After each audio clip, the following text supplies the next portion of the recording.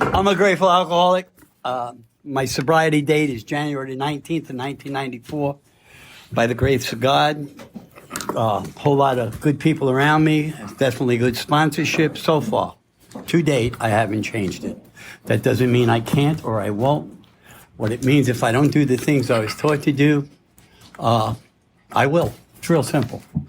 What am I willing to go to do to any length? We're on step 10.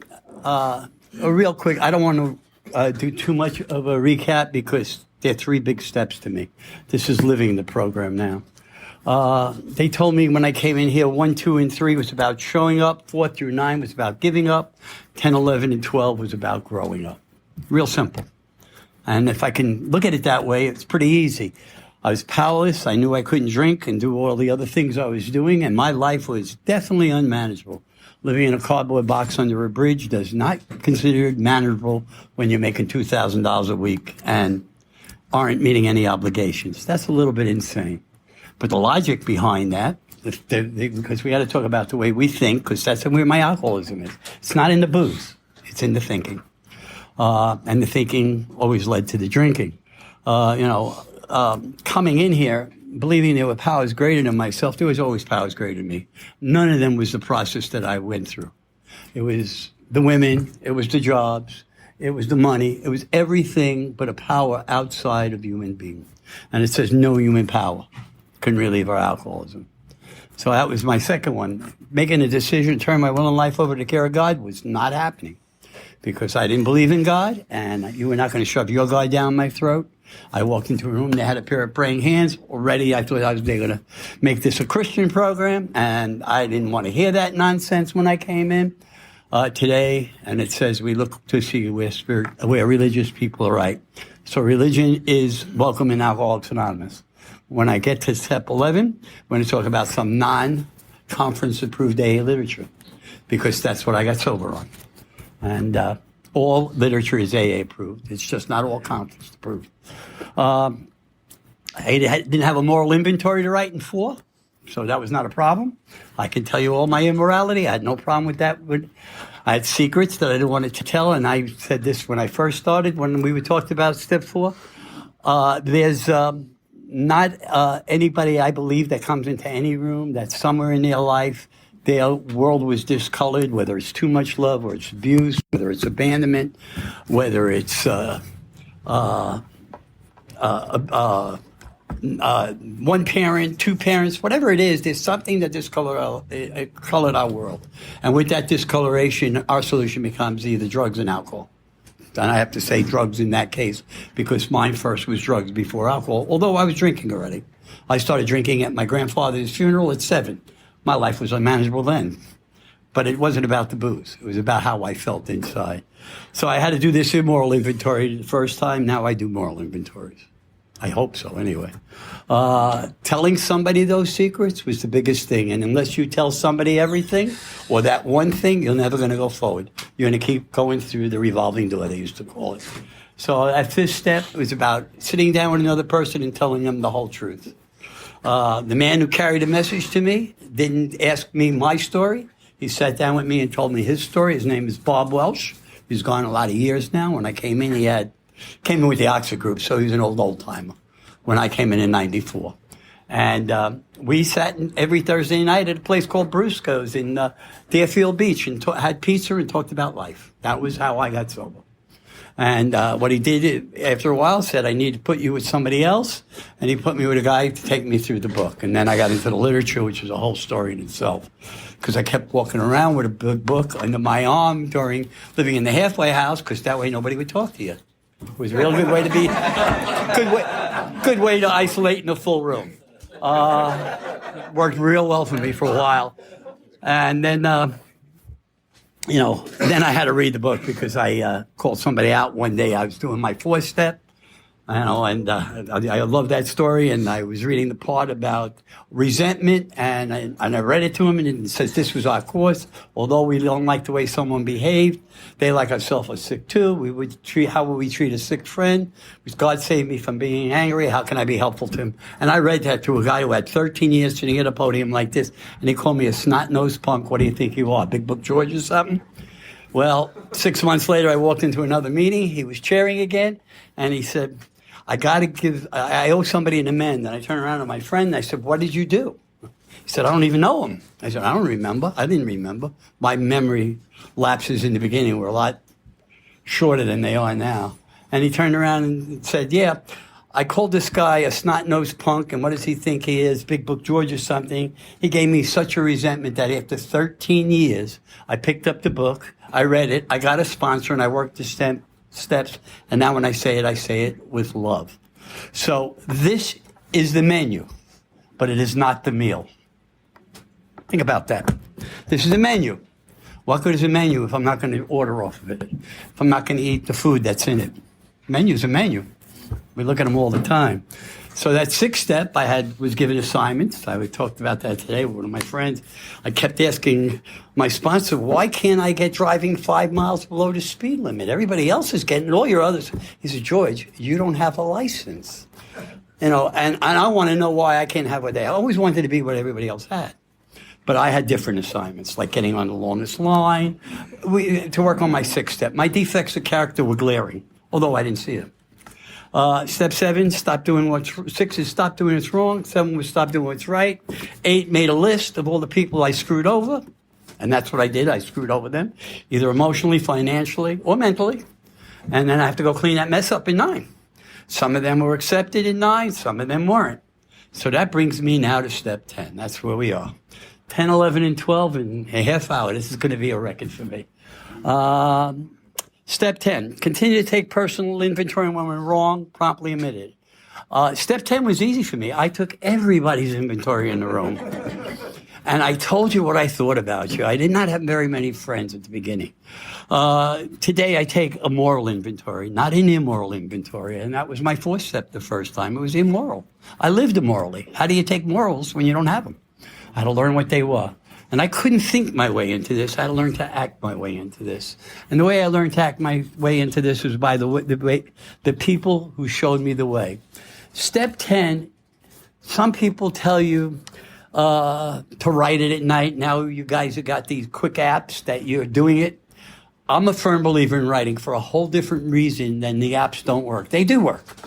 But you guys are on your phone, and I'm a little older, so to me it's like this with a phone. Well, you guys are like this, and you knock off 1,000 words a minute, and I'm trying to figure out how to spell the word the.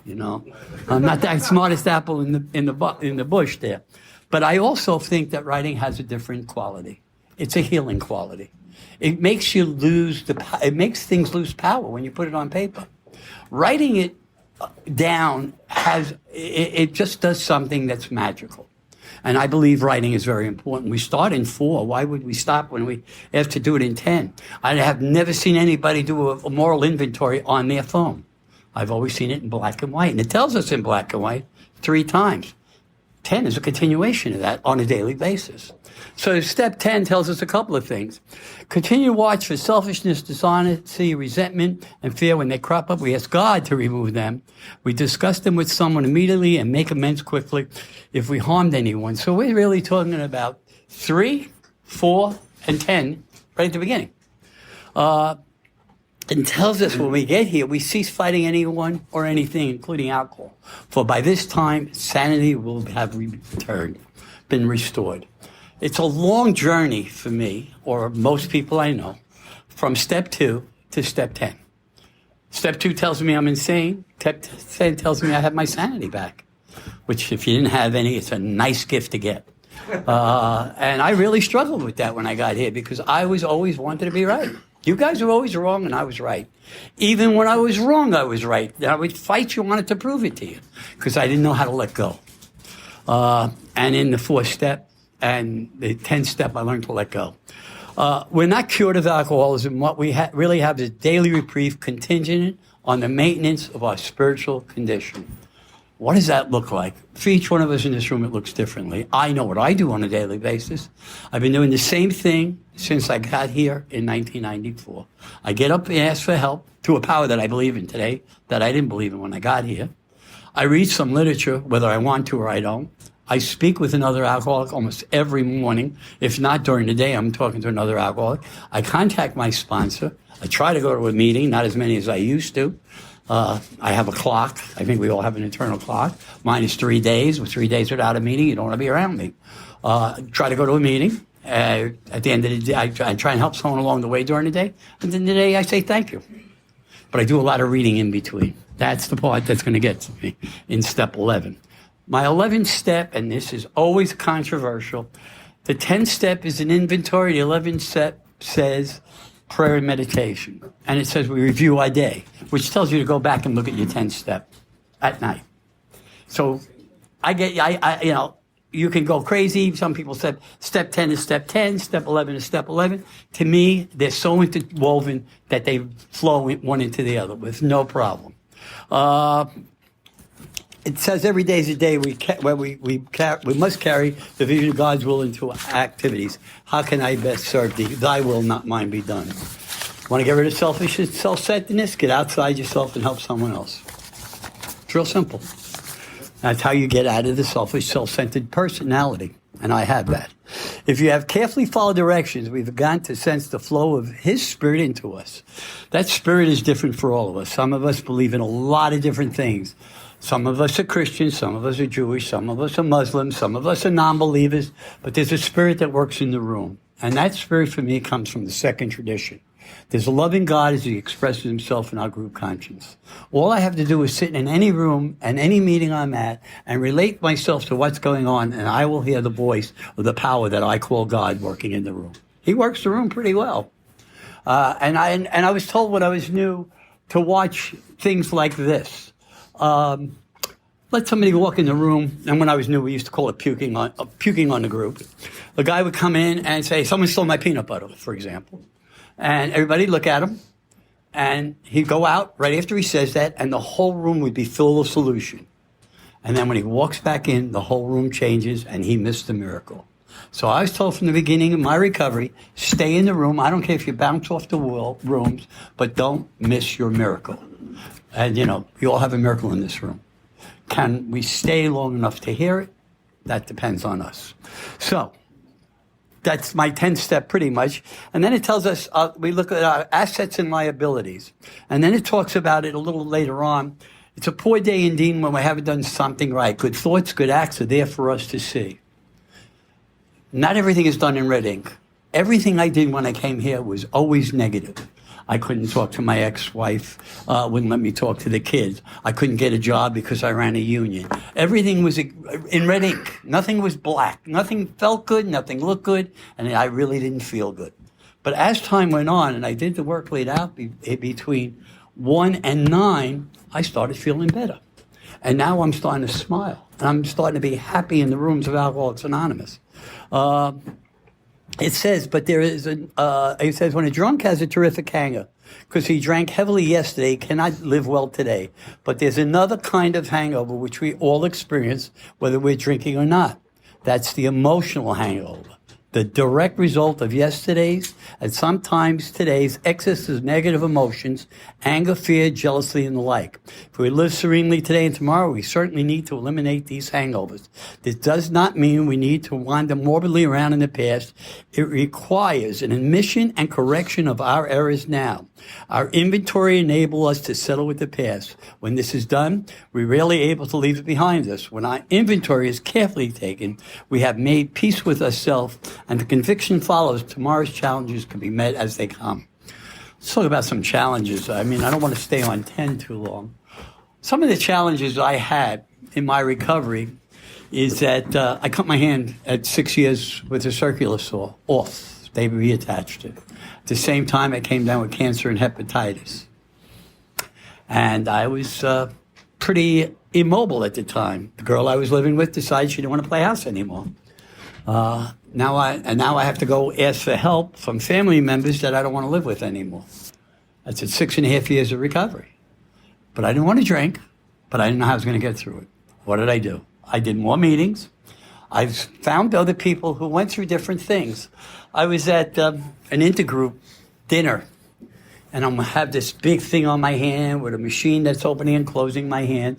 And I'm standing there, and there's a guy, his name is Ken, and I won't use his last name because he's still around. And he's somebody from Intergroup, and he's going like this, and he said, can you tell me? And I'm telling him my story. And he says, boy, you're really lucky. I said, how can you call this lucky, you know? And he said, let me show you something. He took his hand from behind his back, and almost the same angle of a cut, there's nothing from there up. He said, if that happened to you 5 years earlier, you'd look like this. And that woke me up. Be grateful for whatever happens, because I don't know how bad it could really be. So there's always something to be positive. That's why I introduced myself as a grateful alcoholic. Yes, I am recovered, but what am I recovered from? A seemingly hopeless state of mind and body. I'm not going to get into the recovered thing, whatever you're comfortable with. I'm just not the person I was when I walked in the room. I'm grateful. I'm grateful for everything that happened to me. I got through that. Then in year 8, I came down with an exacerbation of my COPD. I was told I had less than a year to live. I was in the hospital, and while I was in the hospital, people that I had, Dennis O., who was one of my mentors, called me, and I hadn't spoken to Dennis in a bunch of years, and he called to apologize, making amends to me. I don't know why he was making amends to me, and his former friend of his came up to talk to me and see me in the hospital. Other people were showing up in the hospital, and I called up Ben Troxel to say, Ben, I think I'm dying. He says, why do you think you're dying? I said, well, this one came up, this one called to make an amends, this person showed up here. Everybody was coming to see me in the hospital. He said, did you ever think that maybe God is showing you how much you're loved? Disease of perception. And when I heard that, I started realizing that people weren't coming to say goodbye. They were letting me know they cared for me. And that was a problem for me when I got here. Step 11. So 10th step is about inventory taking. And if you don't think you take inventories when you walk in here, just watch what you do with the people that walk in the room. I don't want to talk to this one. This one's too tough. This one's in a motorcycle. This one's that. We're taking everybody's inventory. Difference is today I don't tell you what I'm thinking about you. I still take your inventory, though. And we all take inventories. How do you know? They say stick with the winners. How do you know who the winners are? Unless you're taking their inventory, watching what they're doing. So inventory taking is something we do all the time. We just don't talk about it the same way as you stick around. Years ago, if I didn't like you, I came over and I told you that. Not smart sometimes. Step 11. Sort through prayer and meditation. It doesn't say either or. Prayer and meditation, not prayer or meditation. I have to do both. I struggled with the meditation when I was new.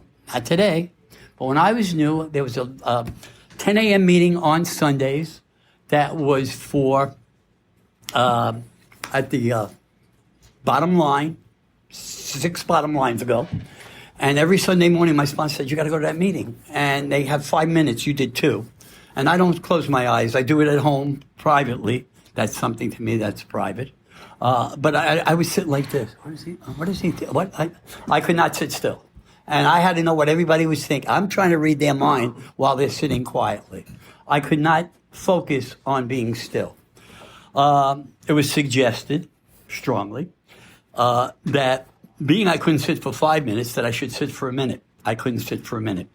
So what ended up happening was I lived in a halfway house that had a pond in the back, and I would sit out by the pond every morning, and it was suggested 2 things: to watch the wind in the trees and consider that God combing the hairs of the trees. And some trees would move and some wouldn't. I was able to focus on that for a little while.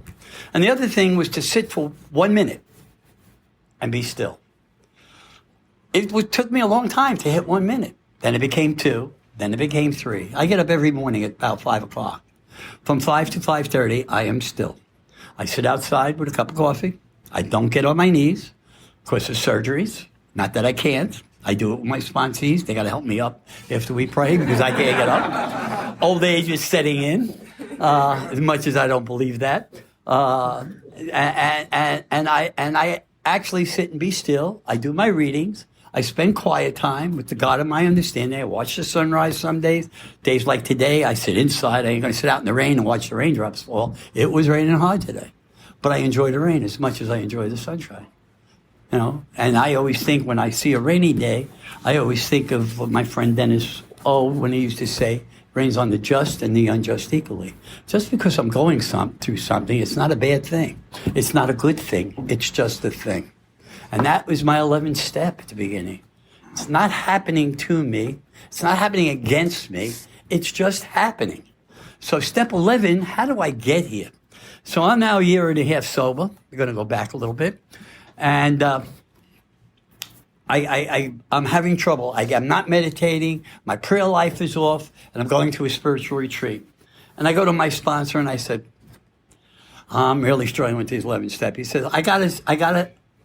Good sponsors always give you something to do. Don't ever tell them you got a problem, because they'll give you an assignment. I want you to go into a bookstore and let a book find you. What the hell does that mean? So I'm going with one of my sponsees on this retreat, and I turn around, and I'm over by a Christian bookstore, which is no longer there, on Federal Highway and Yamato Road. And I walk in, and I go over to this section without anybody telling me, and I pick up this book. It's called Between Heaven and Earth by Ken Geyer. And I look at it, and I love the cover. It's very dull and boring right now. But when I saw it back then, it was something new and exciting to me. And I looked at it, and I looked at the price inside.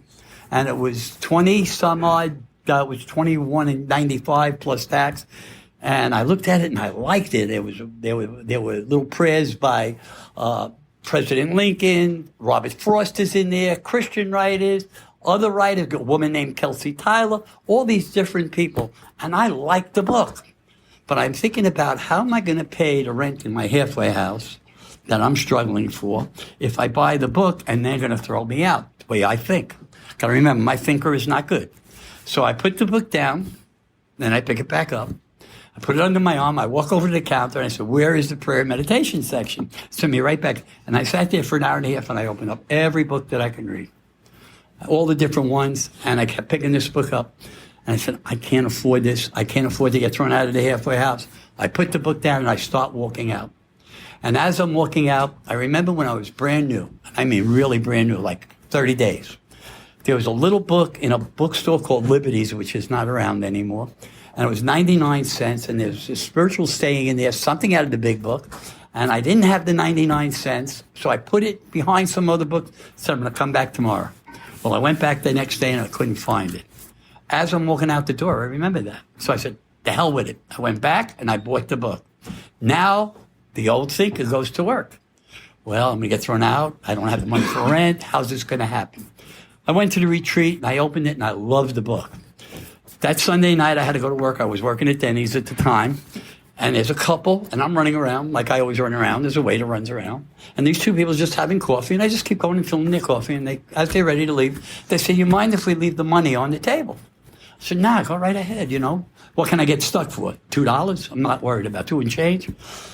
They put down money on the table. I go to pick up the check to go pay it. It's $25 on the table.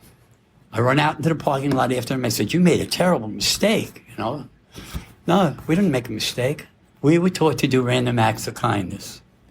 Want to see the presence of God? There's the presence of God. I paid the bill.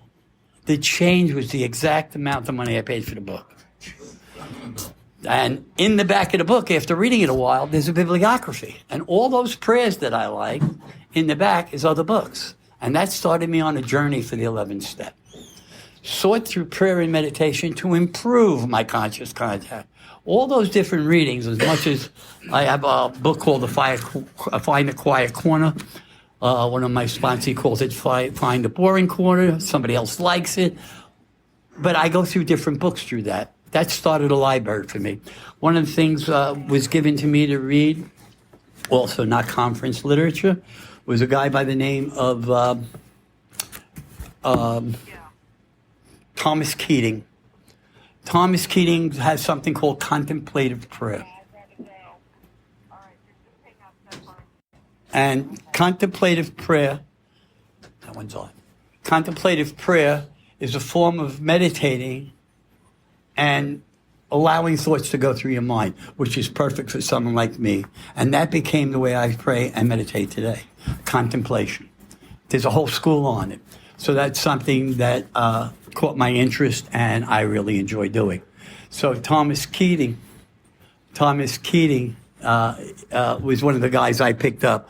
One of the very first books that was given me to read was Father John Doe, the Golden books. These are all books that we have. I passed out a couple of pamphlets that are very interesting. How to Deal with Resentments by Emmett Fox. Emmett Fox is a big reader of mine. I read all of Emmett. Why? Because I'm trying to improve my conscious contact. It tells us in our literature, we look to see where religious people are right. Not only religious people, we look to see where other people are right. It doesn't have to be just religion. That guy, Dennis Organ, I was sober for a little bit. I was still living in his halfway house, and I was reading the Big Book every day. I was going to Joe and Charlie. I'm making all kinds of notes in my Big Book. I'm going to become study the book, you know? And he walks out one day and he says, I haven't read that book in about 15 years. I said, I tell you, and he always read the Bible while I read the Big Book. I said, I'll tell you what, Dennis, you read the Big Book, I'll read the Bible. Guess what I had to do? I read the Bible.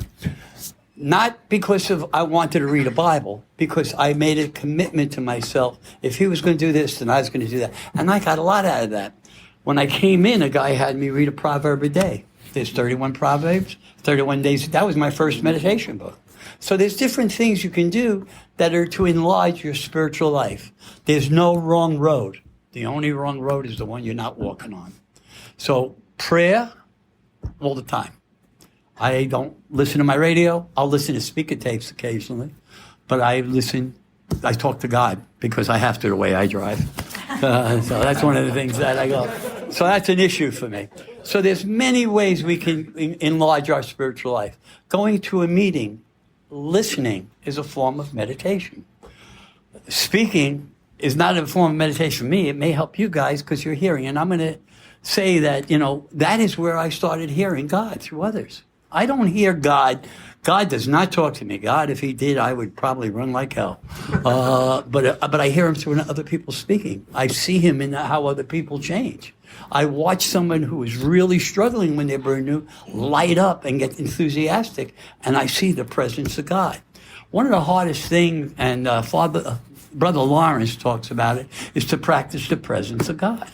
How do I practice the presence of God? How do I show up to people? How do people show up for me? I'm watching the presence of God. So the 11th step is very key for me. We're growing up. It says, what we do at night. When we retire at night, we constantly review our day. Where we resentful, selfish, dishonest, afraid. Do we owe an apology? Have we kept something to ourselves which should have discussed with another person at once? Were we kind and loving towards all? I haven't got that one down yet. What could we have done better? Were we thinking of ourselves most of the time? Were we thinking what we can do for others? Or what we could pack into the stream of life? We must be careful not to drift into worry, remorseful or morbid reflection. We would diminish our usefulness to others. After making a review, we ask God's forgiveness and inquire what corrective measures should be taken. Part of my 11th step is I have a list in the morning of the things I need to get done. I don't always get them done. Like everybody else, I get caught up with life. And at the end of the day, I write the things I didn't get done. And before I go to bed, I said, okay, God, this was on my list today. I call him God because that's what I do. I didn't get this done today. Will you take care of this? And I put it on my list for tomorrow. One of the first things I have to do. Don't always get to it. Other things may get in the way. It tells us under the conditions of doing that, we can employ our mental facilities with assurance, for after all, God gave us brains to use. Our thought life, it will be placed in a much higher plane when our thinking is cleared of wrong motives. What is the problem with the alcoholic? Selfish and self-centeredness is the root of my problems. Driven by 100 forms of fear, self-delusion, and self-seeking. We step on the toes of our fellows and they retaliate. Sometimes they hurt us seemingly without provocation, but we invariably found we made decisions based in self, which later placed us in a position to be hurt. So our troubles we think are our own making. And the alcohol is an extreme example of self-will run riot, although we usually don't think so. Above everything else, we must be rid of selfishness. We must, or it kills us. How do I get rid of selfishness? How do I get rid of self-centeredness? How do I get rid of being self-absorbed? The easiest way I know how is work with another alcoholic. Best way I know to get out of self is help someone else. And that is what I've learned from being in here for a little bit on that. Couple of the things.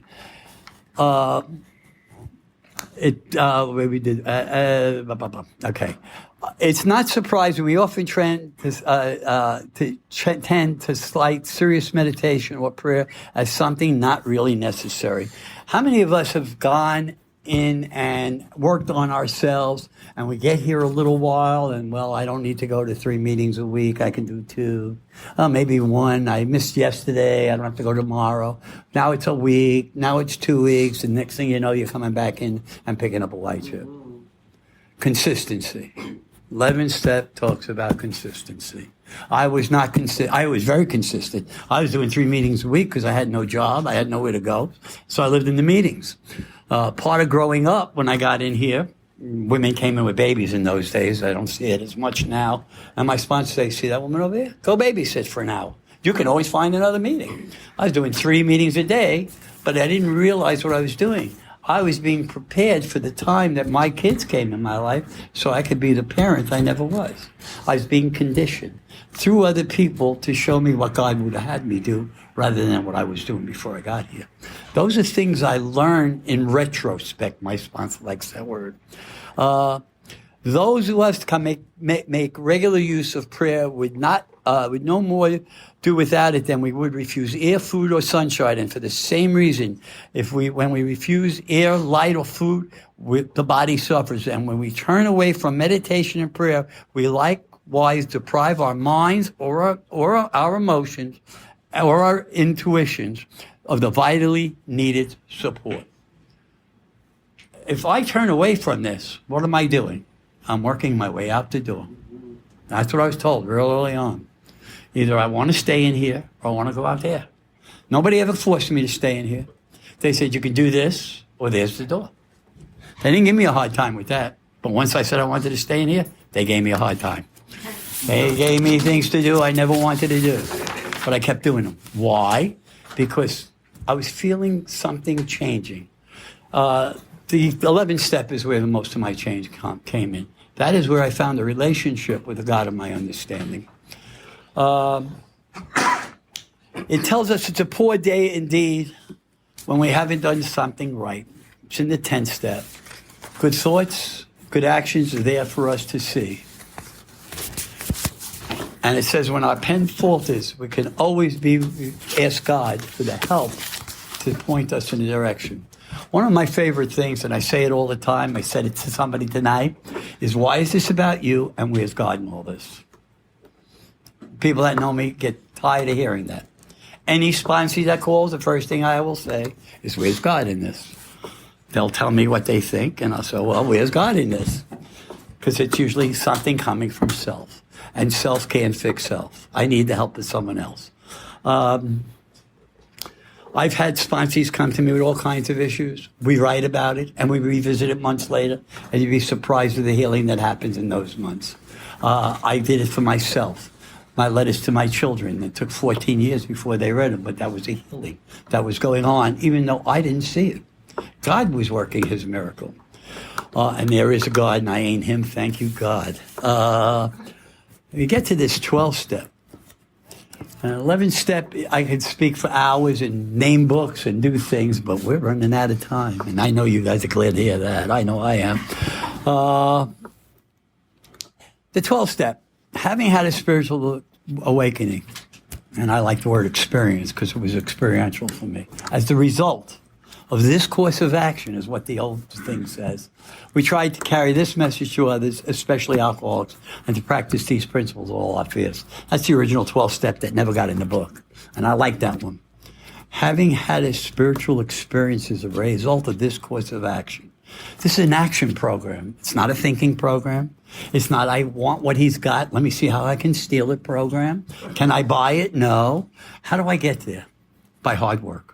It's all about the work I put in. How willing am I to put in the effort to do the things I do? I had a sponsee call me a couple of weeks ago, and he's in my home group. He's one of my sponsees. And he said, I'm getting tired of our home group. I think I'm going to, and I go to a Sunday morning meeting, pretty much every Sunday. And he says, I like the Sunday morning meeting. I think I'm going to stop going to the home group for a while because I'm hearing the same things. I said, well, what are you bringing to the meeting? Not what are you getting from it? He says, well, I really like the Sunday meeting. I said, that's okay. What meeting a week? Tell me how that works out for you. He's now doing 2 meetings a week after not doing meetings. He's married with kids. There's a reason. But again, we have to be put back on the track. Because I don't care how long we're around. I'm around a little while. My sponsor puts me on track. My friends put me on track. My sponsees definitely keep me on track.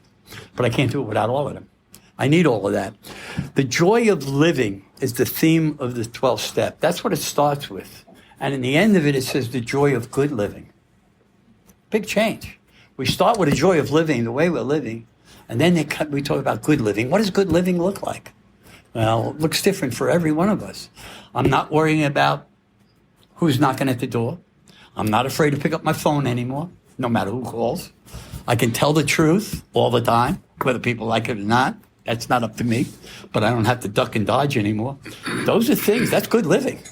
I don't have to worry. My back's to a window.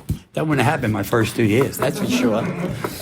I would have been sitting in that corner, looking at the door, looking at that door, waiting for the shoe to fall. That's how I lived before I got in here. Why is it different when I get in here? Then I stop not looking that way, and then I start complaining that nobody's paying attention. Everybody's doing their own thing. It's the way my mind works. I have a disease that centers in my mind that tells me all kinds of lies. To this day. There's many definitions of spiritual experiences, people who had them, but they all have something in common. It says when a man or a woman has a spiritual awakening, the most important meaning is that he has now become able to do, feel, and believe which he could not do before in his unaided strength or resources alone. My spiritual experiences and awakenings came from other people that led me on a path that I didn't want to walk down, that I did in spite of it because I was going to do all this work so I can tell you what I thought of you all when I came in here, and something happened in the process. It's a process. It's not a destination. It's not over because I did the 12 steps. I continually live in the 12 steps. If I'm doing them on a regular, when I sit down with a sponsee and we talk about step work, I'm redoing my steps. The only step I don't do when I'm working with sponsees is the 4th step. I do that annually with my sponsor. But I do all 12 steps every year. Why? It worked the first year. Why am I going to stop doing it now? It's the way I got to look at this thing. It's a continual movement. If I stop moving, I ain't going forward. I'm going backwards. So in order for me to keep going forward, I have to keep doing the work, in spite of how I feel, what I think, or what I want. I do it because I know that I've been blessed with people, and I don't want to slap anybody that loved me enough throughout my recovery in the face by spitting in their eye, even whether they're alive now or not. And a lot of them aren't. I'm sitting here looking at 6 people that I can talk about hours for. I carry their memorial cards with me wherever I go. Why? They're here. But when I do something like this, I want them right here. I don't want to put them on the back burner. I talked about Dennis and I talked about Bob. John Edwards was my sponsor for quite a while. He gave me a lesson. Every one of my sponsors in the 12th step taught me something. One of the greatest gifts he gave me is don't make things happen, let them happen. How do you do that? I want to get something done. I got to get busy getting it done. No, just be still and let it happen. That was hard for me. It's still hard for me. So I've learned to do those things by the people that gave it to me. She's liking this. You're going to pay for it later, I can tell.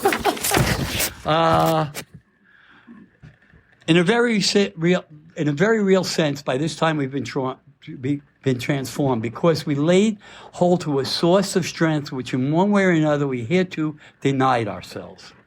AA's manner of making ready is a gift that lies in the practice of the 12 steps of our program. And that goes over in the 12 and 12, each step, what gifts are in there. I'm not going to read them all because I need another hour to do that. But they're in there. So it says, so practicing these steps, we had a spiritual awakening, about which there is no more question. Now, what about, that's the first half of the 12 steps, is to doing the steps. What about the rest of the 12 steps? 12 steps, 3-part. Having had a spiritual awakening as a result of the steps, carrying the message, which is part of what I'm doing now. All right? Then there's another part, but let's get to the second part. The wonderful energy release of the eager action by which carries our message to the next suffering alcoholic and which finally translates the 12th step into action upon the affairs is the payoff, the magnificent reality of Alcoholics Anonymous, carrying the message to the next person.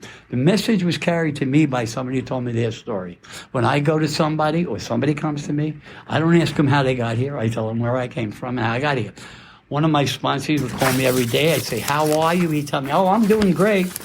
And then I'd go proceed about how I'm feeling for the day. After 3 weeks, he went to one of my other sponsees and said, man, you know, all he does is talk about himself.